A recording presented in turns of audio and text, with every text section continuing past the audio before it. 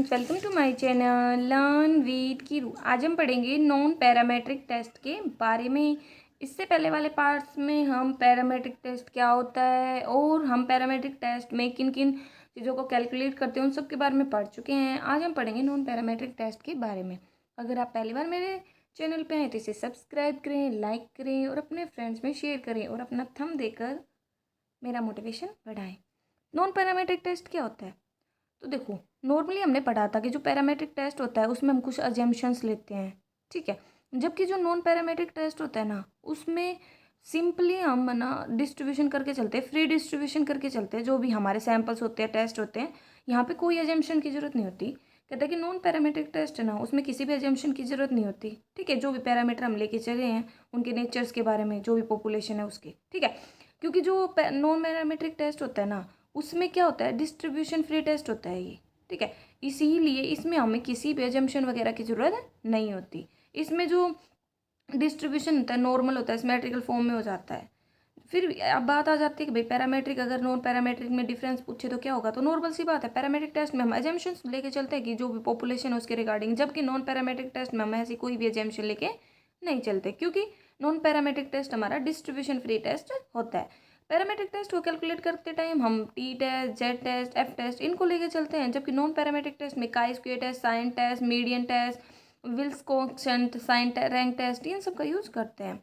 जो parametric test होता है वो एक नॉर्मल हाइपोथेसिस हम सेट करके चलते हैं, जबकि जो नॉन पैरामेट्रिक टेस्ट होता है उसमें हम इनवर्स अपोजिट हाइपोथेसिस सेटअप करते हैं, ठीक है। जो हमारा पैरामेट्रिक टेस्ट होता है उसमें मीन वैल्यू को कैलकुलेट करते हैं, उसका यूज़ करते हैं, जबकि नॉन पैरामेट्रिक टेस्ट में मीडियन वैल्यू का यूज़ करते हैं।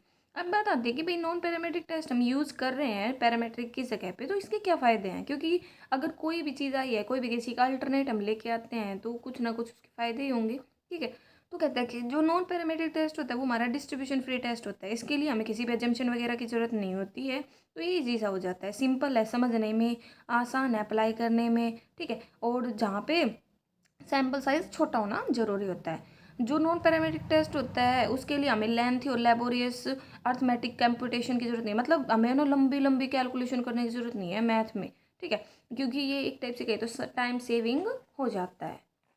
फिर बात आ जाता है fourth point, non parametric test होता है ना, वो फ्यूअर और लेस रेस्टेटिव अजम्पशंस लेके चलता है, ठीक है। जबकि पैरामेट्रिक टेस्ट में हम ज़्यादा लेके चलते हैं, नॉन पैरामेट्रिक टेस्ट में उसके कंपैरिजन में बहुत कम मेहनत लगती है, बहुत ज़्यादा इजी हो जाता है। जो ये हमारा नॉन पैरामेट्रिक टेस्ट होता है इसमें किसी भी अल्टरनेट वगैरह की ज़रूरत भी नहीं होती, ना कोई अल्टरनेट हम यूज़ करके चलते हैं। अगर कोई भी डाटा है वो हमारा ऑर्डिनल या नॉमिनल स्केल पर हो, ठीक है। फिर नॉन पैरामेट्रिक टेस्ट होता है वो यूज़फुल होता है हैंडल करने में, जो भी डाटा है सैंपल से लिए गए हैं अलग अलग पॉपुलेशन के, क्योंकि इसमें तो हम कोई डिफरेंस ही नहीं करके चलते, सिर्फ नॉर्मल हम फ्री डिस्ट्रीब्यूशन लेके चलते हैं। अब बात आती है नॉन पैरामेट्रिक टेस्ट के टाइप्स। तो अलग अलग टाइप्स बताए गए हैं, इनको हम अलग अलग पढ़ेंगे कि साइन टेस्ट क्या होता है, Wills coefficient sign rank test क्या होता है। तो देखो, पहला है हमारा साइन टेस्ट। साइन टेस्ट जैसे कि नाम से ही क्लियर है, ऐसा नॉन पैरामेट्रिक टेस्ट जो साइन के ऊपर बेस होता है, ठीक है, कि मतलब जिसमें हम कैलकुलेट करके चलते हैं प्लस और माइनस साइन, ठीक है, ऑब्जर्वेशंस का किसी भी सैंपल की, ना कि कोई न्यूमेरिकल मैग्नीट्यूड। जो साइन टेस्ट होता है वो हमारा दो टाइप में बांटा गया है, वन सैंपल साइन टेस्ट और पेयर्ड। वन मतलब एक और पेयर मतलब जो ग्रुप में हो। तो जो वन सैंपल साइन टेस्ट होता है ना, उसमें हम नल हाइपोथेसिस सेट करके चलते हैं और ये मानते हैं कि जो बाइनोमियल डिस्ट्रीब्यूशन होता है ना, जिसमें हम प्रोबेबिलिटी निकालते हैं हैप्पन होने की ना हैप्पन होने की, ये उसके बेस पर होता है कि जो साइन होते हैं वैल्यूज़ के किसी भी रैंडम वेरिएबल के, वो हम बाइनोमियल डिस्ट्रीब्यूशन के बेस पे लेके चलते हैं कि पी की वैल्यू 1/2 और पी नोट की वैल्यू 1/2, ठीक है। तो यहाँ पे पी जो हमारा होता है उसको हम ना हाइपोथेसिस से दिखाते हैं, नल हाइपोथेसिस से, क्योंकि जो बाइनोमियल डिस्ट्रीब्यूशन तो वो हमारा होता है NCR P की R Q की पावर n-R, कि किसी चीज़ के हैप्पन होने की प्रोबेबिलिटी और ना हैप्पन होने की प्रोबेबिलिटी, और n हमारे टोटल आइटम्स होते हैं उसमें से r की हम प्रोबेबिलिटी निकाल रहे हैं कि इतना, तो उसी के बेस पे हम इसका यूज़ कर रहे हैं बाइनोमियल डिस्ट्रीब्यूशन का। अब प्रोसीजर दे रखा है इसका, तो प्रोसीजर में वही है, हम सबसे पहले प्लस और माइनस साइन फाइंड आउट करते हैं जो भी डिस्ट्रीब्यूशन हमें दिया गया है। प्लस साइन कब आता है, जब जो हमारी दी हुई वैल्यू है, ठीक है, वो हमारे मीन वैल्यू से ज़्यादा हो, और माइनस साइन जब आता है जब हमारे दी हुई वैल्यू हमारे मीन से कम हो, और इक्वल साइन तब आता है जब वो मीन के बराबर हो, मतलब इक्वल का, सॉरी, जीरो साइन, ठीक है। फिर क्या करते हैं, हम जीरो को तो इग्नोर कर देते हैं और जो टोटल नंबर ऑफ साइन थे ना उनको हम n से दिखा देते हैं, ठीक है। और जो लेस फ्रीक्वेंट साइंस होते हैं उन्हें s से दिखा देते हैं, क्योंकि हम यहाँ पे साइन टेस्ट के यूज़ करते हैं s से। फिर एक क्रिटिकल वैल्यू को निकालते हैं, तो क्रिटिकल वैल्यू को यहाँ पे k से दिखाया जाता है, ठीक है। और मोस्टली तो 5% लेवल ऑफ सिग्निफिकेंस को प्रेफरेंस दी ही जाती है।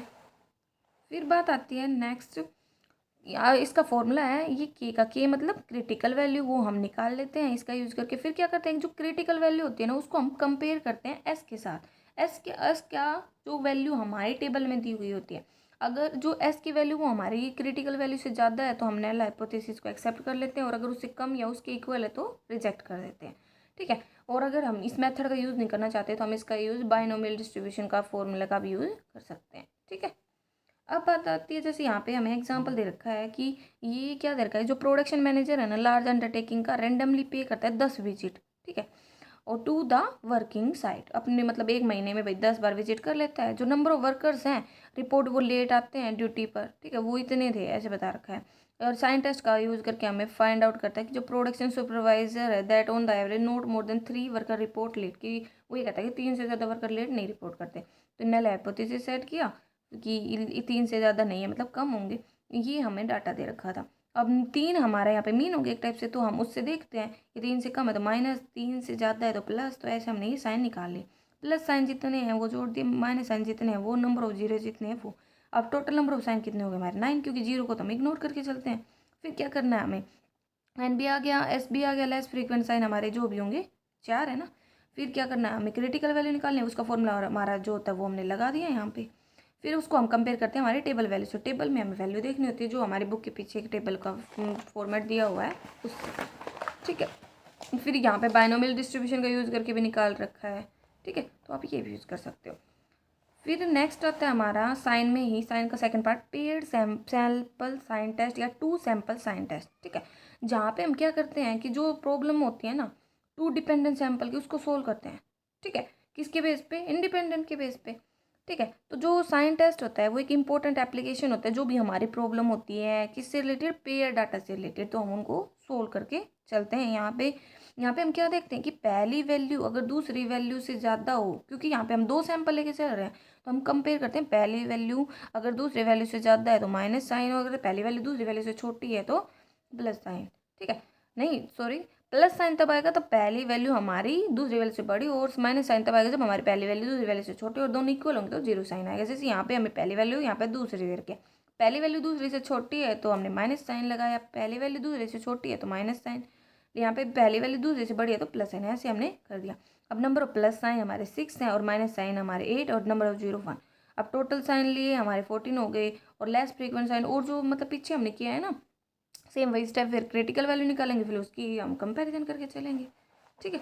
तो ये हमारा न्यूमेरिकल फॉर्म में था इसका एक्सप्लेनेशन। अब बात आती है large sample and sign test. ये कहाँ पे यूज होता है, जहाँ पे जो हमारे सैंपल का जो साइज है ना वो बड़ा हो, मतलब 25 से भी बड़ा हो, ठीक है, तो वहाँ पे हम इसका यूज़ करके चलते हैं। इसमें वही है कि बस और तो सारा प्रोसेस सेम है, बस क्रिटिकल वैल्यू जो निकालते हैं ना, मतलब जेड टेस्ट का यूज़ करके चलते हैं। यहाँ पे हम जेड की वैल्यू निकालते हैं, तो उसको निकालने का फॉर्मूला ये दे रखा है, ठीक है।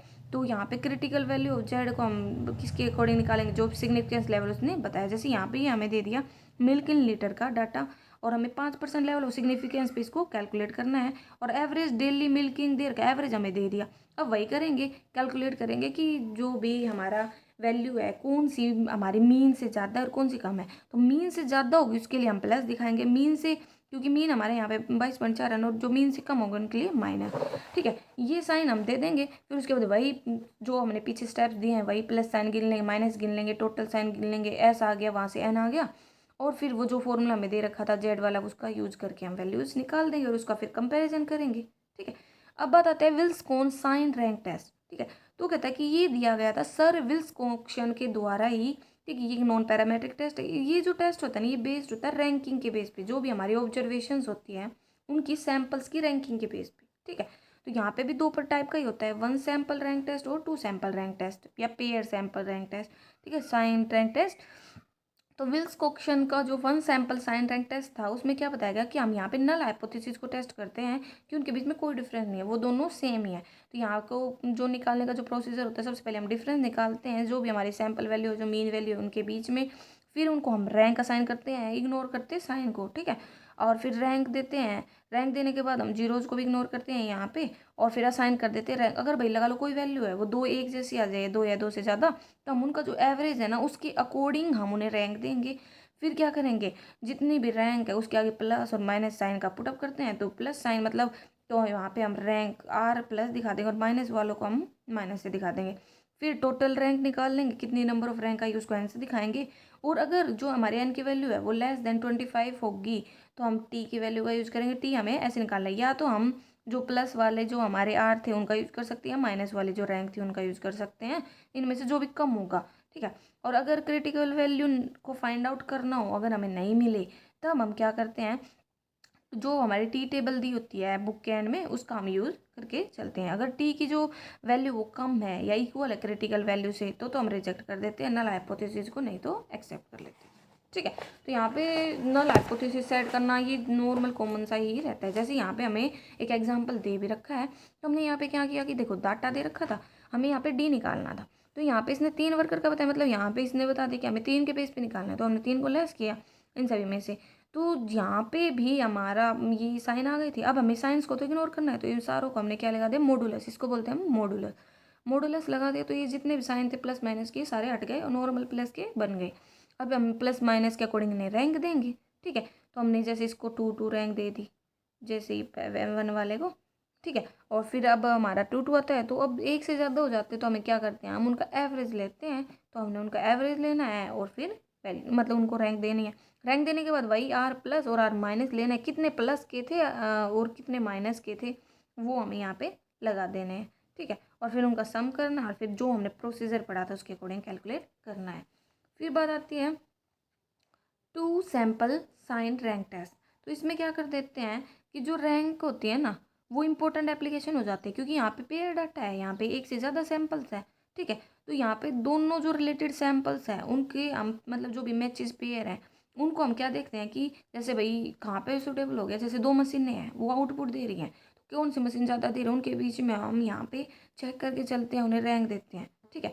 एक टाइप का है, तो जो डिफरेंस है ना मैचिंग वैल्यू को वो चेक करते हैं। तो इसको निकालने का प्रोसीजर नॉर्मल सा वही है कि हर पेयर का जो डिफरेंस है वो निकालेंगे अलजेब्रिक साइंस के अकॉर्डिंग, और फिर पीछे जो हमने स्टेप पढ़े थे वही है। देखो जैसे एग्जांपल से आप समझ सकते हो, बिफोर और आफ्टर का डाटा दे रखा है। ठीक है। बिफोर और आफ्टर का डाटा है, तो बिफोर वाला आफ्टर वाले से अगर कम हुआ तो माइनस, और बिफोर वाला अगर हमारा आफ्टर वाले से ज़्यादा हुआ तो प्लस। वही कि पहली वैल्यू अगर दूसरे वाले से ज़्यादा है तो प्लस, नहीं तो माइनस।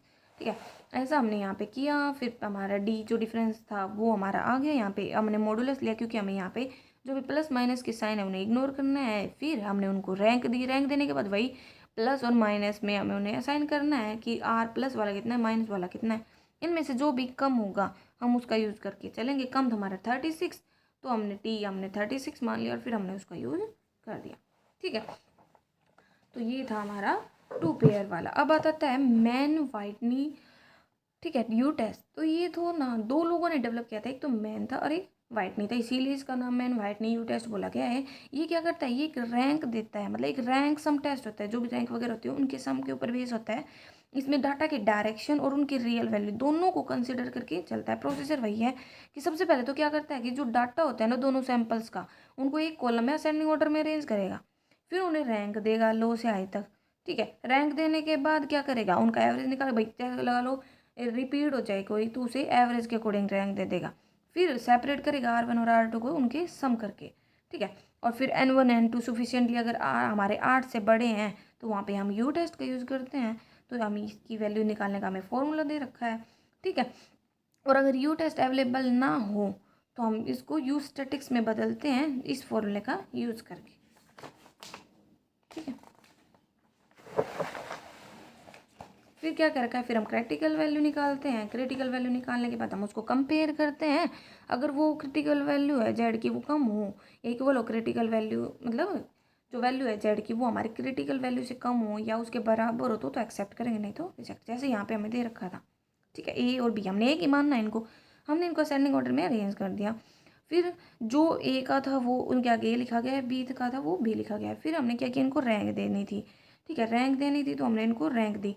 तो जो एक जैसे आ रहे हैं, मतलब जैसे भाई 18 18 18 आ गया, तो हम इनको कैसे रैंक दे रहे हैं, एवरेज निकाल करके। ठीक है। जो रैंक आनी थी उनका एवरेज दे रहे हैं हम इनको, एवरेज दे दिया। ऐसे ही हमने हर जगह किया। फिर क्या करना है, रैंक ऑफ द सैंपल ए वाले की जो जहाँ पे ए है वो उनकी रैंक ले लेंगे, ऐसे बी वाले की जो जो रैंक है वो ले लेंगे। अब उनका अलग अलग हम टोटल कर देंगे और कितने नंबर ऑफ टर्म्स आए हैं वो लिख देंगे।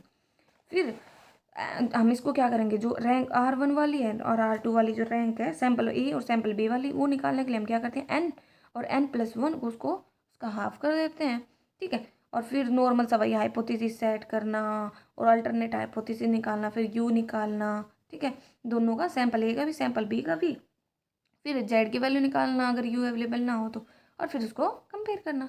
अब आता है क्रुस्कल वालेंस वालेस टेस्ट। ये किसने दिया था, क्रुस्कल और वालेस ने दिया था, दोनों ने मिलकर। ये इम्प्रूवमेंट था साइन टेस्ट और विल्कोक्सन साइन टेस्ट के ऊपर, क्योंकि उन्होंने क्या इग्नोर कर दिया था, जो भी एक्चुअल मैग्नीट्यूड होता था ना पेयर ऑब्जर्वेशन का उसको।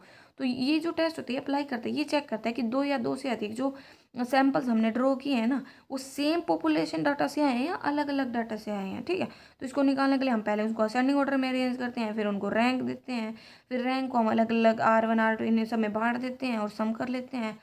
फिर टेस्ट करते हैं यहाँ पे H टेस्ट स्टैटिक्स H, वहाँ पे हम करते थे Z। ठीक है, उसको H को निकालने का यहाँ पे इसने फॉर्मूला दे रखा है। फिर वही है, अगर जो सैंपल है वो हमारा कम से कम 5 हो और तो हम काई स्क्वायर का यूज करके चलते हैं। काई स्क्वायर की टेबल हम मतलब हमें पीछे दी गई है, हम वहाँ से उसकी वैल्यू निकालेंगे और डिग्री ऑफ फ्रीडम के साथ उसको कंपेयर करके चेक करेंगे। ठीक है, अगर जो कैलकुलेटेड एच है वो हमारा जो काई स्क्वायर की वैल्यू उससे कम हो तो नल हाइपोथेसिस को हम एक्सेप्ट कर लेंगे। जैसे यहाँ पे हमें दे रखा है 2 सेक्शंस है एलिमिनेटरी कोर्सेज के 5th and 7th स्टूडेंट के इकोनॉमिक्स में, और टीचर ने उन्हें पकड़ लिया था। ठीक है, तो जो मार्क्स ऑब्टेन थी फाइनल टेस्ट में वो ये दे रखे हैं, तो हमें इसका मेथड का यूज़ करना है। तो हमें दे रखा था, हमने जो पहले वाला का था पहले, दूसरे वाला का दूसरे। अब हम उन्हें रैंक दे रहे हैं लो टू हाई, जैसे उसमें दी थी। अगर एक जैसे आ जाए दोनों, जैसे यहाँ पे दूसरा होती है दोनों सेम है, तो हम इनको उनके एवरेज के बेस पे रैंक देंगे। फिर R1 का अलग करेंगे, R2 का अलग करेंगे, बस यहाँ पे हमें H कैलकुलेट करना है। ठीक है, और सारा प्रोसीजर हमारा सेम है। ज़्यादातर जो मेथड दिए गए हैं उनमें सारे स्टेप सेम है, एक दो स्टेप को छोड़ करके। फिर आता है वाल्ड वोल्फो विज्ड टेस्ट, इसको आप रन टेस्ट भी बोल देते हो। ये वाल्ड और वोल्फोर्ड दोनों ने मिलकर दिया था। ये क्या करता है, नल हाइपोथेसिस को टेस्ट करता है कि जो दो पॉपुलेशन है जहाँ से हम डाटा ले रहे हैं, 2 इंडिपेंडेंट सैंपल्स ले रहे हैं, वो आइडेंटिकल डिस्ट्रीब्यूशन एक टाइप से सेम है, उनमें ज़्यादा डिफरेंस नहीं है। तो सबसे पहले क्या करेंगे, अरेंज करेंगे डाटा को दोनों सैंपल्स के एक मानते हुए असेंडिंग ऑर्डर में। फिर उनको भाई वैल्यूज को क्या करेंगे, हम डिनोट करेंगे, first sample and second sample को। फर्स्ट सैंपल को तो x और ब्रैकेट में 1 और सैंपल सेकंड सैंपल को डबल, जो हमारा रोमन काउंटिंग हम दिखाते हैं ना उससे। फिर नंबर ऑफ जो अनइंटरप्टेड रन्स थे ना उनको हम निकालेंगे और उसको r से डिनोट करेंगे। फिर कंबाइंड सैंपल है ना, अगर वो हमारा 20 से ज़्यादा है, बड़ा हो, तो हम जेड स्टैटिक्स का यूज़ करते हैं, हम उसको कैलकुलेट करके चलते हैं। फिर इसको निकालने का फॉर्मूला देखा, फिर नल हाइपोथेसिस सेट करेंगे, फिर जेड की जो वैल्यू उसको हम क्रिटिकल वैल्यूज कंपेयर करके चलते हैं। अगर वो हमारी ज़्यादा उससे तो टोटल टेस्ट करेंगे, नल हाइपोथेसिस को रिजेक्ट कर देंगे, नहीं तो एक्सेप्ट कर लेंगे। जैसे यहाँ पे मेथड 1 मेथड 2 दे रखा है, तो हमने देखो सबसे पहले क्या किया, सारी वैल्यूज़ को लिखा। फिर सारी वैल्यूज़ को किस में लिखा है, असेंडिंग ऑर्डर में। असेंडिंग ऑर्डर में लिखा तो जो एक सैंपल से आ रहे थे, जैसे ये 16 17 ये सारे एक सैंपल थे, तो जहाँ जहाँ तक आते उसको 1 माना, दूसरे को 2, फिर मतलब जो ये हमारा पहले सैंपल से था तो पहला, फिर ये दोनों एक सैंपल से थे तो इसको, ऐसे करके हमने बनाए। तो ये हमारे 10 आ गया, total number of run sequence हमारे कितने आ गए, 10। ये 10 हमने कैसे माने हैं, ये 10 हमने ऐसे माना है, जैसे ये एक सैंपल से था तो इसको 1 माना, ये दूसरे, ये भी एक दूसरे सैंपल से था तो इसको 1, तो 1 2 3 4 5 6 7 8 9 10। ठीक है, फिर हमने इसको R की वैल्यू आ गई। अब इसका यूज़ करके हमने ये फॉर्मूले में पुट किया, तो यहाँ से हमारे पास Z की वैल्यू आ जाएगी। ठीक है, Z की वैल्यू आने के बाद हमें क्या करना है, Z की वैल्यू में वही प्लस माइनस साइन को इग्नोर करना है, तो उसका मॉडुलस लेंगे, फिर उसको कंपेयर करेंगे। ठीक है, तो ये हमारा नॉर्मल मेथड है। अब आता है मीडियन टेस्ट, जैसे नाम से क्लियर है, मतलब बीच का। मीडियन मतलब क्या होता है, बीच का। तो ये another important non parametric test होता है, जो हमें क्या चेक करने में हेल्प करता है, 2 या 2 से अधिक जो सैंपल्स हैं वो सेम पॉपुलेशन से लिए गए या नहीं। ठीक है, मतलब जिनका मीडियन है वो सेम है या नहीं। तो इसके लिए स्टेप वही है, सबसे पहले नल हाइपोथेसिस सेट करके चलते हैं कि उनके बीच में कोई डिफरेंस नहीं है, जो हमने 2 सैंपल से जो मीडियन लिया है उनके बीच में। फिर क्या करते हैं, हम मीडियन को निकालते हैं कंबाइंड डाटा लेकर के दोनों ग्रुप्स का। ठीक है, उनको असेंडिंग ऑर्डर वगैरह में अरेंज करके फिर डिटरमाइन करते हैं कितनी वैल्यूज है सैंपल्स की, वो मीडियन से ऊपर है या नीचे हैं। फिर हम उनको 2x2 की जो मैट्रिक्स होती है, कंसिस्टेंसी टेबल होती है, उसमें अरेंज कर देते हैं। ठीक है, फिर हम क्या करते हैं, जो एक्सपेक्टेड फ्रीक्वेंसी होती है उसको निकालते हैं। एक्सपेक्टेड फ्रीक्वेंसी निकालने का हमारा फॉर्मूला होता है रो मल्टीप्लाई कॉलम अपॉन में ग्रांड टोटल, मतलब रो मल्टीप्लाई में, जैसे ये हमारे रो है, ये हमारा कॉलम है, और अपॉन में इनका टोटल, ठीक है। और फिर क्या करते हैं, हम कंप्यूट करते हैं काई स्क्वायर की वैल्यू को, ठीक है। काई स्क्वायर की वैल्यू को निकालने के लिए हमारा ये फॉर्मूला होता है। ये अलग से भी जो चैप्टर है उसमें भी हमने पढ़ा हुआ है। फिर डिग्री ऑफ फ्रीडम निकालेंगे, फिर क्रिटिकल वैल्यू निकालेंगे, फिर उनको कंपेयर करेंगे, ठीक है। तो यहाँ पे जैसे हमें ये एग्जाम्पल दे भी रखा है, क्या क्या किया, फर्टिलाइजर 1 है, फर्टिलाइजर 2 है, तो हमने उनको सीरियल नंबर में अरेंज किया, एक्स का डाटा और जो हमारा दूसरा था ये फर्टिलाइजर 2 का। फिर हमने मीडियन निकाला, तो यहाँ पे 16 वैल्यूज़ है टोटल। तो हमारा जो जब इवन होता है ना, तो हम क्या करते हैं, उसमें एक जोड़ के 2 से डिवाइड करके फिर निकालते हैं। तो हमें जो 8वीं मतलब 8वीं और 9वीं जो टर्म है ना, उसका हाफ करके हमें मीडियन निकालना है। और अगर यहाँ पे हमारा 17 होता तो नॉर्मल हम 17 का हाफ कर देते और मीडियन निकाल लेते, लेकिन इवन होता है तो हम उसमें एक ऐड करके फिर 2 से डिवाइड करके निकालते हैं। फिर हमने कंटीजेंसी टेबल बनाई, ठीक है, ये हमारी कंटीजेंसी टेबल आई। तो हमें क्या चेक करना है कि मीडियन हमारा ये है 44.5, तो 44.5 से ऊपर जितने भी है वो हमारे होंगे। अब वो मीडियम और नीचे दो, और वो मीडियम वाले तो यही है 1 2 3 4 5 6 7 8, ठीक है, टोटल 8 आ गए। बिलो मीडियन वाले भी हमारे 8 है, 3 3 6 7 8, ठीक है। फिर अब हमें ये देखना है सैम्पल 1 वाले कितने हैं, ठीक है, और सैम्पल 2 में कितने हैं, अब वो मीडियन, और बिलो मीडियन ऐसे सैम्पल 1 में कितने हैं, सैम्पल 2 में कितने हैं, ठीक है। ये हम डाटा यहाँ पे डाल देंगे। फिर एक्सपेक्टेड फ्रीक्वेंसी निकाल लेंगे, जैसे हमें इसके निकालनी है तो हम क्या करेंगे 8, जैसे ये हमारा कॉलम है, ये हमारी रो है, और अपॉन में ग्रांड टोटल, ठीक है। इस ऐसे ही हमने इन सभी की एक्सपेक्टेड फ्रीक्वेंसी निकाल ली। फिर हम उसका जो हमारी ओरिजिनल वैल्यू और एक्सपेक्टेड उसका डिफरेंस, फिर उसका स्क्वायर, फिर उसको एक्सपेक्टेड फ्रीक्वेंसी से डिवाइड कर देंगे, तो यहाँ से हमारा काई स्क्वायर आ जाएगा। फिर हम ऐसे चेक करेंगे। एक होता है रन टेस्ट, ये नॉन पैरामीट्रिक टेस्ट होता है जो सीक्वेंस को टेस्ट करता है, अरेंजमेंट को टेस्ट करता है, सिंगल सैंपल की नल हाइपोथेसिस सेट करेंगे, वर्टिकल बार में रन दिखाए हैं, ठीक है, और आर में हम उनको काउंट ऑफ जो नंबर ऑफ रन है वो दिखाए हैं, जेड की वैल्यू निकालेंगे, फिर यहाँ से वैल्यू निकाल देंगे, फिर लेवल ऑफ सिग्निफिकेंस को टेस्ट करेंगे। तो ये नॉर्मल ऐसा ही था हमारा रन टेस्ट, तो ये सिंपल था। तो ये हमारा चैप्टर खत्म हुआ। Thank you.